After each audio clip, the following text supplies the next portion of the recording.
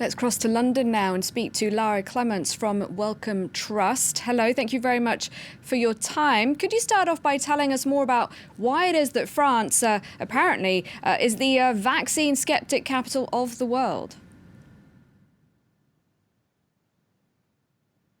So what we found in France was that 1 in 3 people disagree that vaccines are safe. And I think what our survey shows is that the reasons, there isn't one single cause why people think that vaccines are safe or not safe. There's a range of reasons. So how much people trust government, how much they trust their doctors and their healthcare system, how much they trust scientists all play a role, and how much they trust vaccines. How do you explain that, on the whole, people in countries with high levels of education don't seem to trust vaccines as much as people in developing countries?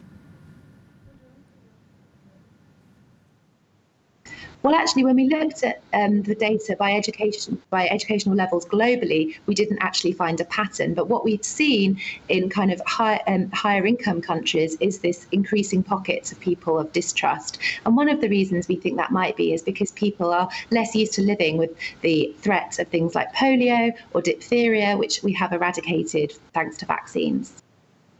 I was going to ask you about that then. So it's because people can't actually see the effects of these diseases that they're not so scared about not getting vaccinated.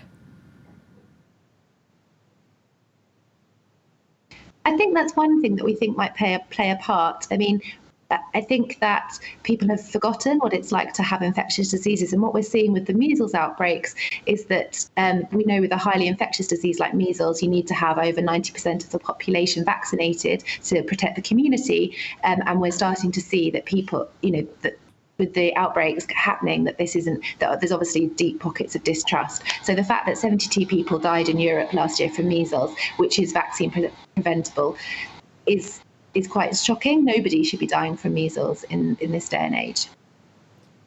And from what you found with the survey, how do people feel about science generally, and does it depend much on their culture?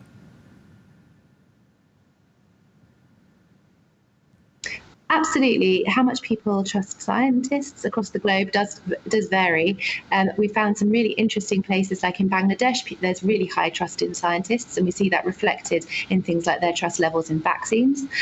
We've also found places where there's lower trust levels in science, partly linked to things like having lower levels of science education. What we have found is that people who have higher levels of science education tend to trust scientists and science more. All right, Lara Clements, thank you very much indeed for taking the time to talk to us about